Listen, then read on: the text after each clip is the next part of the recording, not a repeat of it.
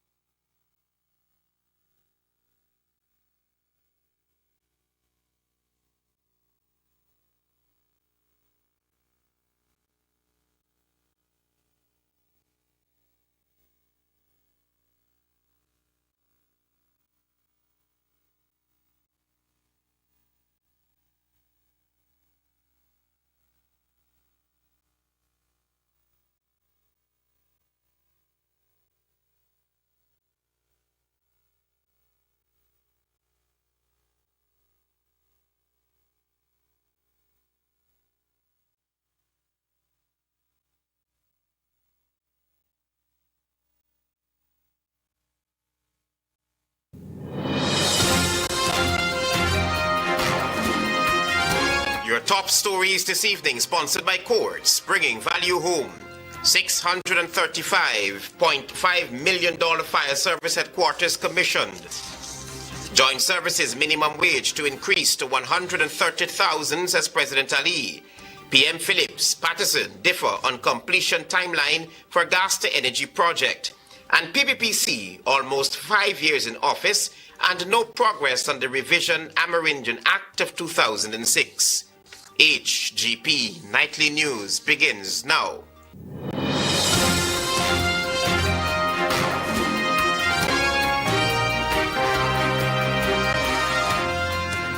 Good evening to our viewers here in Guyana and online. I'm Travis Chase with the Wednesday, January 8, 2025 edition of the HGP Nightly News.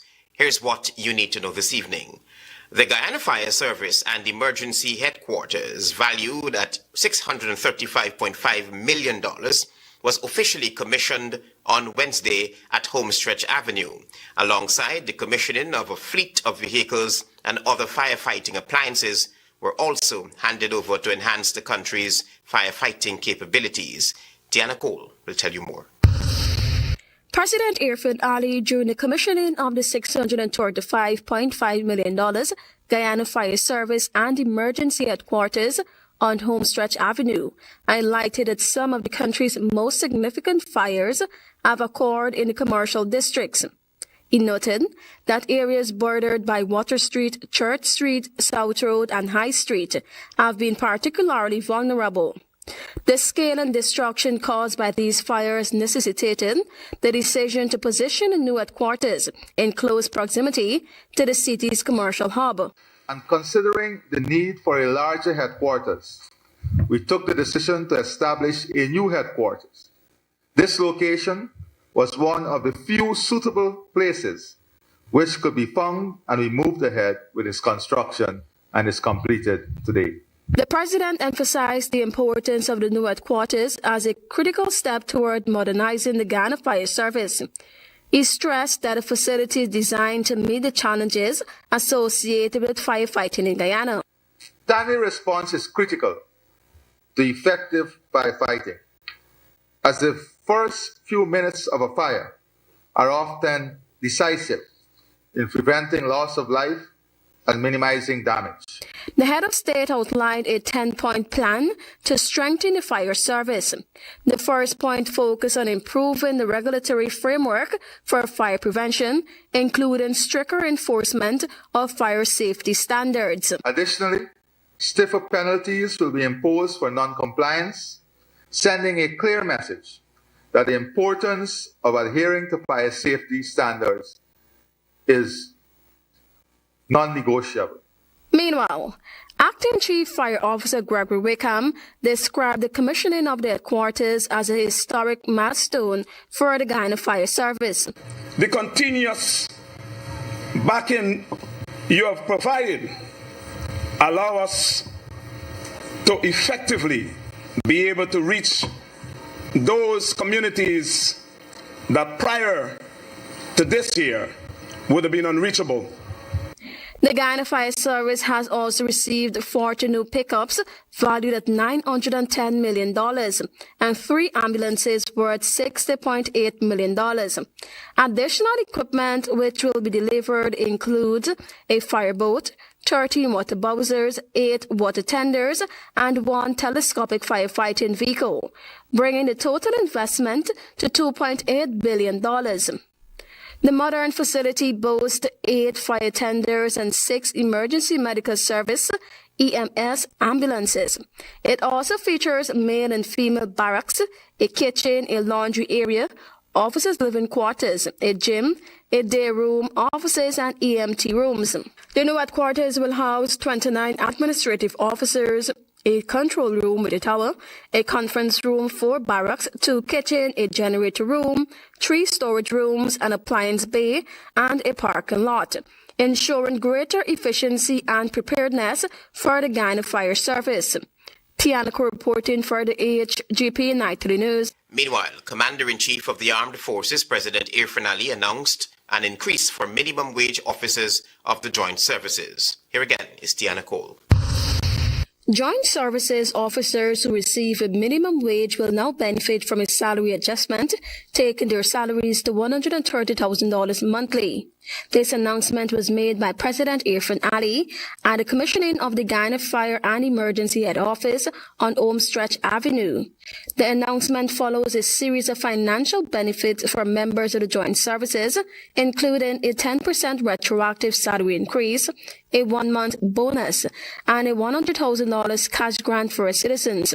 President Ali emphasized that the increase is part of efforts to address inconsistencies in salaries, as some agencies were paying as low as $105,000 for constable-level ranks, while others had already reached $130,000.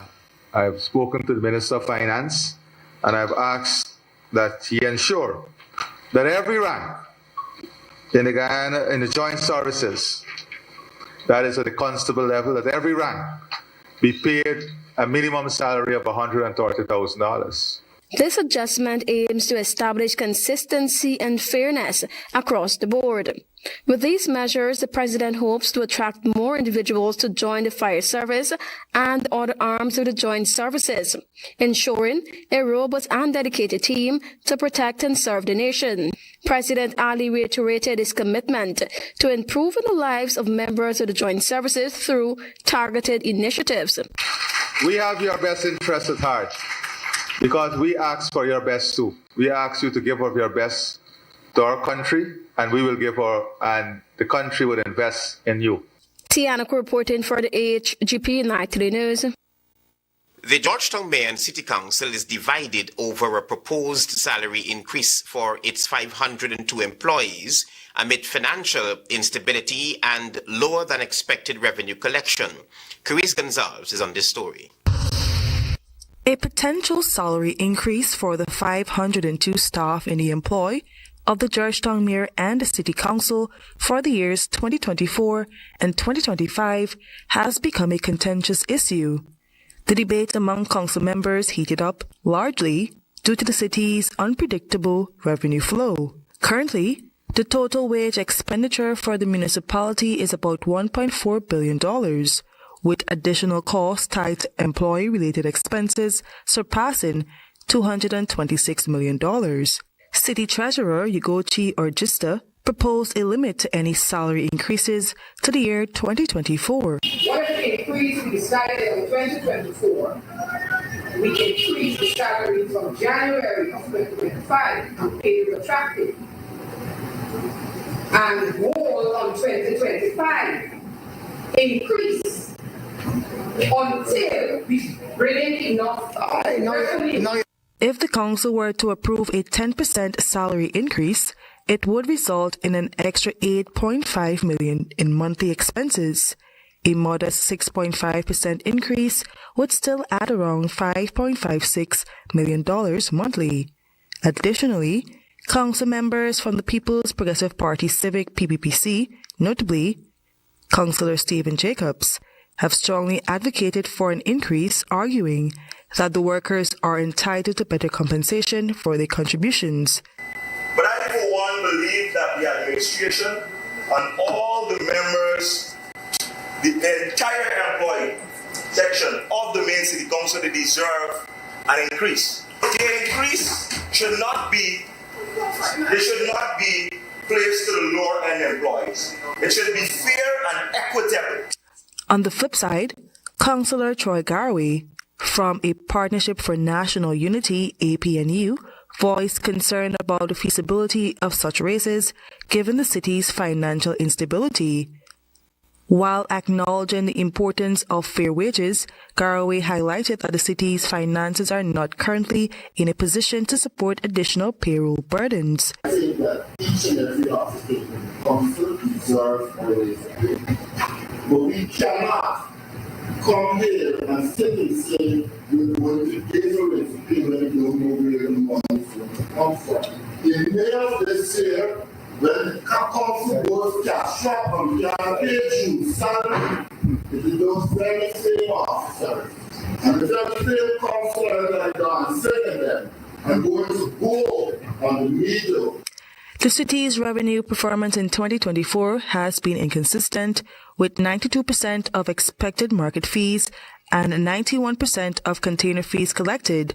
Only half of the targeted revenue from other sources was met. Furthermore, only 58% of the anticipated property taxes were collected.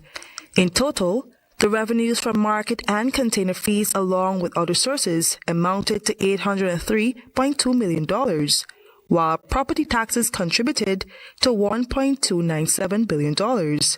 Despite a revenue goal of $3.2 billion for the year, the city fell short by more than $1.2 billion, complicating discussions regarding potential salary increases.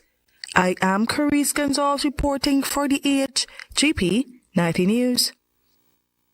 Thank you, Carice, for your reporting. Stay with us. There is more news ahead. Welcome to SNL Electrical Inc., where lighting and electrical needs are met with expertise and style. From the latest in electrical lamps to durable cables, circuit breakers, panels, we have it all. Illuminate your space with our elegant chandeliers, stunning crystal lights, and versatile pole lights. Looking to upgrade your comfort? Explore top-of-the-line AC units and our diverse selections of stylish styles. Visit us at 170-180 Dalmas Street, Kitty, Georgetown. Discover a solution that not only lights up your world but transforms it. Call us on telephone number 226-3018 or 223-1634. SNL Electrical Inc., powering your life with elegance, quality, and care. In today's fast-paced world of modern finance, with its many options and opportunities, you will need good advice and help getting value for your money. Hand-in-Hand Trust is the way to go.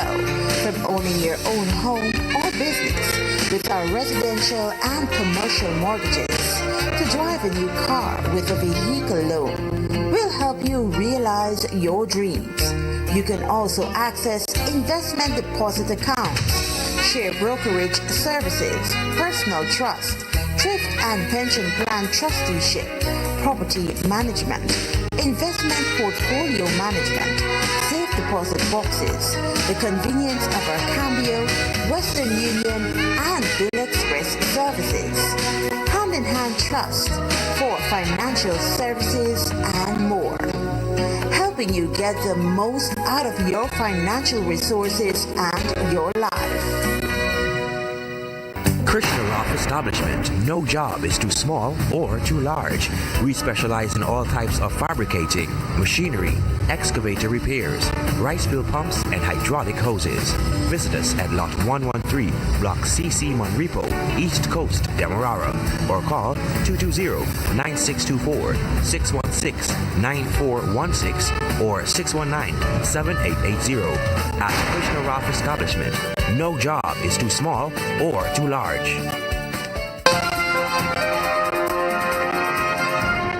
Welcome back to the HGP Nightly News. Thanks for staying with us. On the police blotter, the police have charged one of their own with conspiracy to commit a felony in relation to an abduction case, while the alleged mastermind is finally in police custody. More details in this report.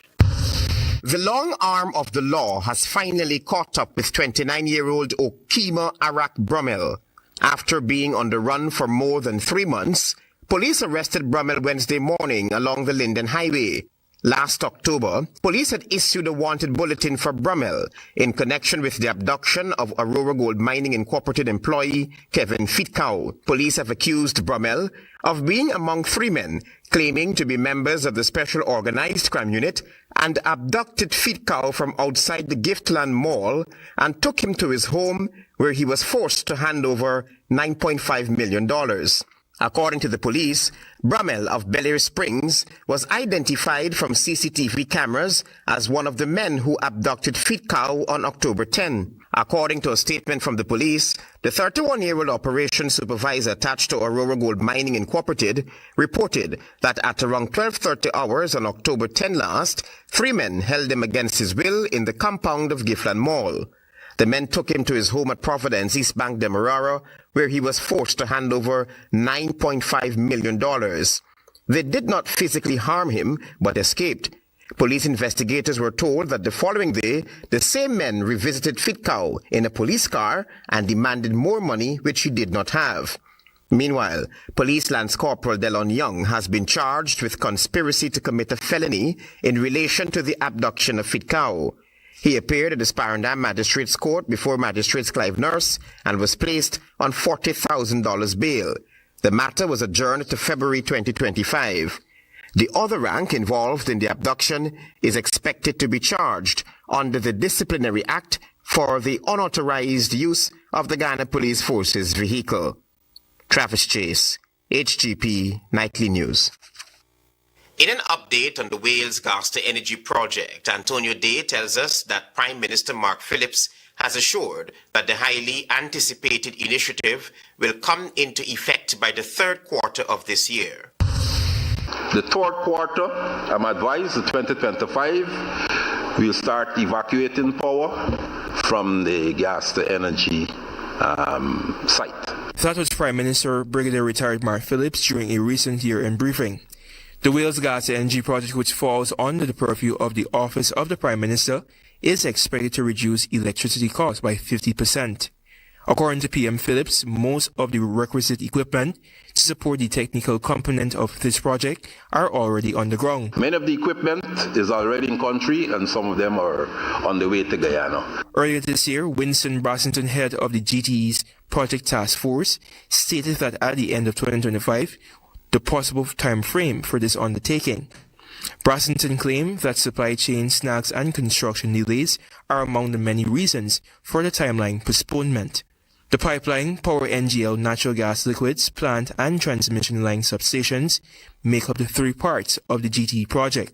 However, former Minister of Public Infrastructure David Patterson said that he's not optimistic that the Wales Gas and Energy project will achieve this deadline. Very unlikely that they would hit that deadline. If we could recall the project when it started, when they launched it, was a 2-year project. In April of last year, Reuters first reported that CH4 Lincecum initiated legal proceedings against the government for $90 million in cost overruns for the project. Notably, at the time, it was stated that the first phase of the 300 megawatt power plant was running 6 months behind schedule, and full operation is not expected until the fourth quarter of 2025. Nightly News understands that there are some challenges pertaining to the information provided for the actual design of the project. What information that they were provided when they were tendered was incorrect, and now that they're on site, they're seeing the flaws of the design.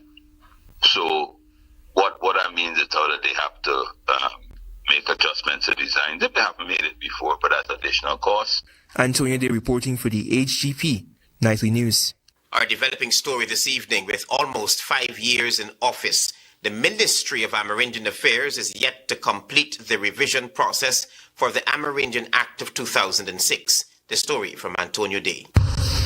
With almost 5 years in office, there has been no headway regarding the revision of the Amerindian Act of 2006, despite concerns by many indigenous leaders. At several conferences held by the National Two-Shows Council, indigenous leaders have been calling for a revamp of the Act and for the full recognition of their rights pertaining to ancestral lands. At a year-in-review press briefing held by the Ministry of Amerindian Affairs on Wednesday, this was the update provided by Subject Minister Pauline Sukai. The Governance and Legal Department was busy addressing the review of the Amerindian Act with respect to setting the pace for national consultations across the country. When the PPC assumed office in 2020, President Irfan Ali vowed that this will be manifested under his administration. But according to Minister Sukai, this is still a work in progress. We should have stakeholders and we should have key individuals and villagers who can adequately discuss, negotiate, and provide sound recommendations to any changes in the Amerindian legislation. Meanwhile, Member of Parliament Vincent Henry has continuously chided the Ali-led regime for continuously dragging its feet on the revision process, since this will chart the course of real development in indigenous communities and villages. The current act, according to the vocal indigenous leader and advocate, is outdated, and with the current economic climate and the Norway Pact being rolled out, completing and enacting key legislation will ensure that the nation's first peoples are not disadvantaged. How can you sell my product? How can you sell what belongs to me and then come back and tell me you're going to give me 15% of the total money? That's total bypass. I should have been telling you how much you should keep in the national coffers, because today we don't know where the balance of money from that fund is going. Antonio Day reporting for the HGP Nightly News. Meanwhile, the Ministry of Amerindian Affairs Community Support Officers Program has employed and trained more than 2,000 young people with over $1.4 billion invested. This was announced on Wednesday by the Minister of Amerindian Affairs. Daisy Richards will tell you more. On Wednesday, the Ministry of Amerindian Affairs held its end-of-year press conference where Minister Pauline Sukai, highlighting that the Community Support Officer CSO program has seen more than 2,000 young people employed and trained. Minister of Amerindian Affairs Pauline said between 10 and 15 youths from respective villages are active participants. One of the biggest program under our budget too in 2024 remain the CSO project, the CSO program. That program engages almost 2,759 youths between the age of 16 to 35 years old. Highlighting that the program is an investment in the indigenous capital as they solely cater for training, participants benefit from training in tourism and hospitality, garment construction, small engine repairs, among other skills training. Craft production. We need to, one of our tasks as a ministry is to ensure the culture and also their traditional knowledge and craft making is retained.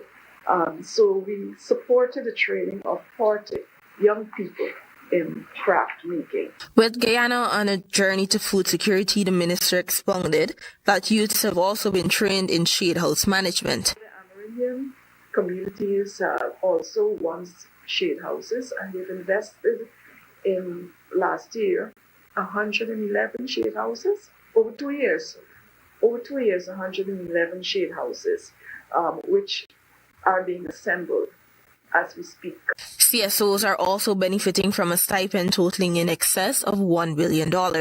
For HGP Nightly News, I am Daisy Richards. There is more news ahead. Stay with us. Planning a cleanup? We can help. Sevon's Waste Management skip bins can be provided for home renovation projects, yard cleanup, or construction project. It's simple. Step 1. Give us a call. Step 2, we put down the bin. Step 3, load it up with all of your junk. Step 4, we take it away. That's simple. Bins are also available in various sizes, so there is no job that is too big or too small. Call Sevon's Waste Management today at 218-1455. GCOM is currently conducting a claims and objections exercise to produce an official list of electors OLE. GCOM has posted the preliminary list of electors PLE in all of the registration divisions across Guyana for you to check if you are listed and, if so, whether your particulars are accurate. If you were 18 years or over on December 31, 2024, and you are a Guyanese citizen by birth, descent, or naturalization, or a citizen from a Commonwealth country living in Guyana for 1 year or more, you are eligible for inclusion in the OLE. If you are eligible for inclusion in the OLE, you are required to apply for registration if your name is not in the PLE, apply for a transfer if you have changed your address since you were registered, apply for a name change if you have changed your name, or apply for a correction if your registration particulars are incorrect. Any person whose information on the PLE is incorrect can apply for such information to be changed or corrected. Any person applying for a change or correction to his or her particulars must provide the relevant original source document, birth certificate and a deed poll for a name change by deed poll, marriage certificate and ID card for a name change by marriage, divorce absolute in the case of a woman who is desirous of reverting to her maiden name from her married name, birth certificate, adoption certificate, naturalization certificate for a correction of minor clerical errors. Visit the GCOM registration office responsible for your area of residence to conduct any of the above transactions. The claims aspect of this exercise will end on Wednesday, 15th January 2025. For further information, contact GCOM at 225-027829 or visit our website at www.gcom.org.gy.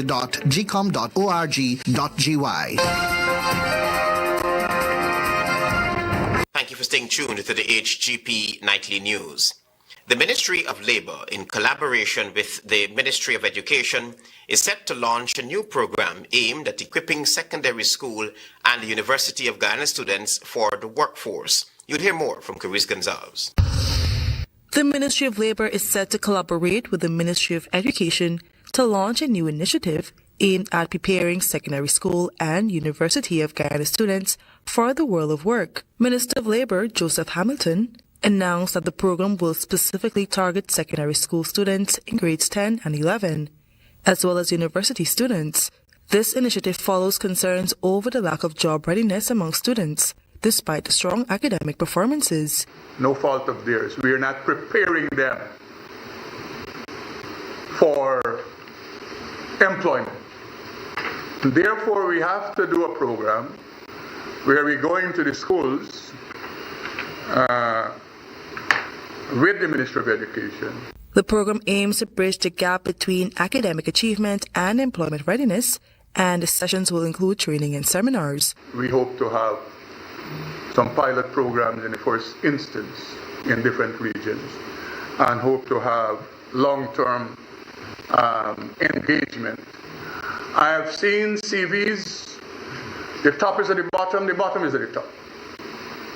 And some of these people, they have very good subjects. Looking beyond secondary education, the Job Readiness Program will also be extended to students of the University of Guyana. Through collaboration with the Central Recruitment Manpower Agency, the initiative will target students who are insufficiently prepared for the workforce or pursuing degrees in fields that may become irrelevant in the future. Hundreds of persons are still seeking professions, hoping to be employed, professions that are really out of style. He called on media professionals to assist in guiding young people towards demanding careers. The new Job Readiness Program will be rolled out before the end of 2025. Meanwhile, the Ministry of Labor in March 2023 launched a National Job Bank, which is a fully online platform responsible for improving job seekers' access to employment opportunities from the comfort of their homes or anywhere with an internet connection at no cost. It enables employers and potential employees to connect in order to fill open positions based on their competency, skills, and qualifications. I am Carice Gonzalez reporting for the HGP Nightly News. Minister of Education Priya Manikchand on Wednesday turned the sod for the construction of the $1.2 billion Cadenville Secondary School on the east bank of Demerara. This story from Daisy Richards. On Monday, the Minister of Education Priya Manikchand turned sod for the construction of a $1.2 billion Cadenville Secondary School that is supposed to serve over 1,000 students from Cadenville Grove on the east bank of Demerara. The secondary school is said to be state-of-the-art and will enhance the educational landscape of the region that will ensure students have high-quality learning facilities. The project will begin on January 12, 2025 and is expected to be completed in 11 months, with a 3-month period allotted for inspection to ensure the facility was constructed to standard. There are over 5 contractors employed to construct the school. Among them are Sheriff Construction Inc., NP Contracting and Transportation, DNS Construction, and a few more. The contracts are for various components of the school and were awarded through the public bidding process. Minister Manikchand, in given remarks, reiterated that the incumbent administration is committed to an impartial education system, and the school is vital to providing every child with access to modern facilities, a nurturing learning environment to advance the nation toward achieving universal secondary education. The school will address the challenges of overcrowding and improving access to secondary education in the region. The construction is supposed to be completed in time for the commencement of the 2026 academic year that will create a benchmark for educational infrastructure in Guyana. For HGP Nightly News, I am Daisy Richards. Thank you, Daisy. Your regional news is up next.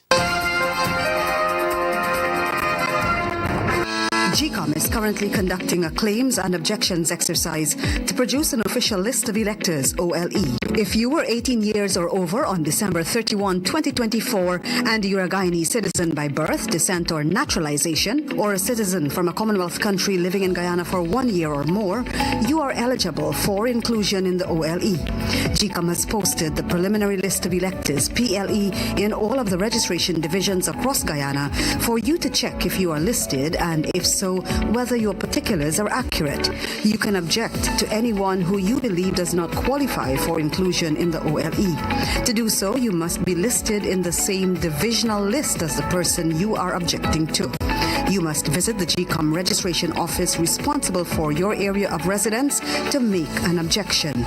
The objections aspect of this exercise will end on Wednesday, the 22nd of January, 2025. For more information, contact the GCOM on 225-027-829 or visit www.gcom.org.gy. Interested in honoring or paying tribute to a loved one, or just making a loved one feel special? HGP TV offers you all that and more. Air your birthday greetings, death announcements, and wedding anniversaries on HGP TV today. HGP TV offers affordable prices, convenience, and great services. Call us on 220-3660 or email us at sales@hgptv.com.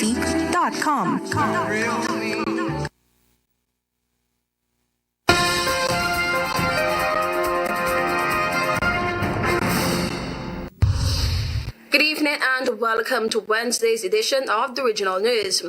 2 U.S. citizens have been arrested in Venezuela, part of a group of 7 who President Nicolas Maduro yesterday branded as quote-unquote mercenaries in the latest roundup ahead of the impartial leader's expected inauguration to a new term later this week. Maduro said the detained U.S. citizens were quote-unquote very high level, but did not provide further details or evidence of the arrest. Just today, we've captured 7 foreign mercenaries, including 2 important mercenaries from the United States, said Maduro, who is set to take office for a 3rd term on Friday, following last July contested election that the opposition says it won in a landslide. Maduro said a group of detainees includes 2 Colombians who he said were captured in unspecified parts of Venezuela, as well as 3 others who came from the war in Ukraine. He did not provide further detail. Neither the U.S. Department of State nor Colombia's Foreign Ministry immediately responded to requests for comment.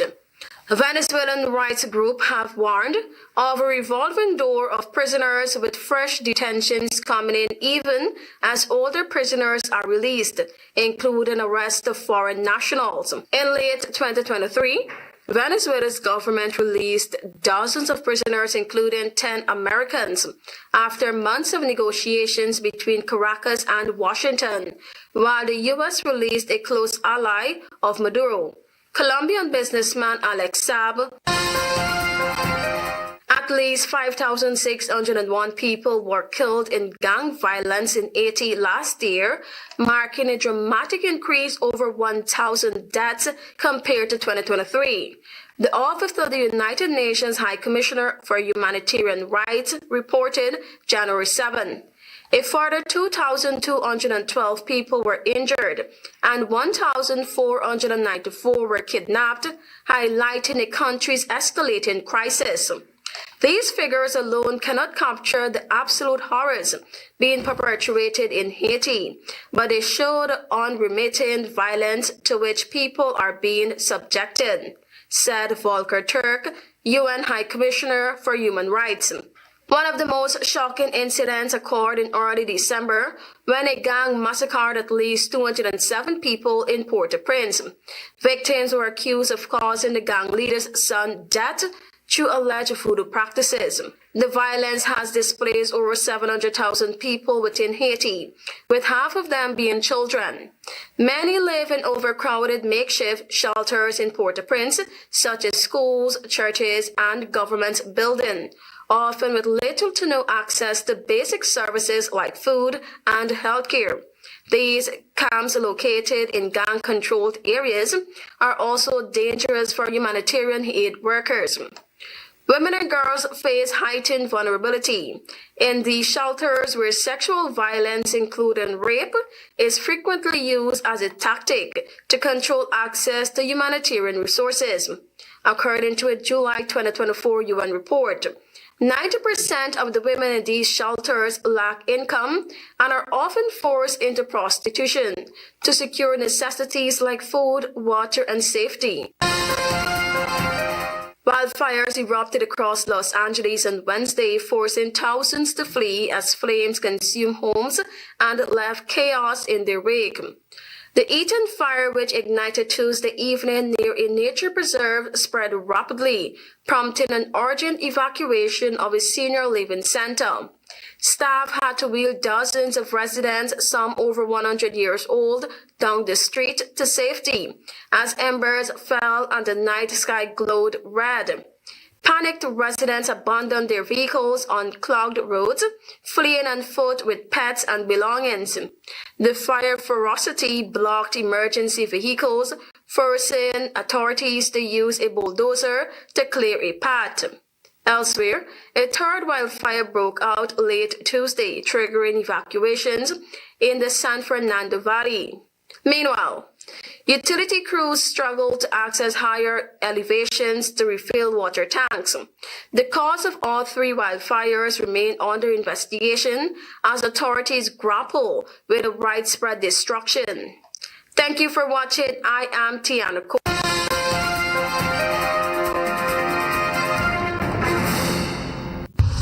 635.5 million fire service headquarters commissioned. Joint services minimum wage to increase to 130,000, says President Ali. PM Phillips Patterson differ on completion timeline for the gas to energy project. And PPPC almost 5 years in office and no progress on revision of the Amerindian Act of 2006. Those are our major headlines. For these stories and more, please go to our website. It's www.hgptv.com. I'm Travis Chase. Thanks for watching. Goodbye.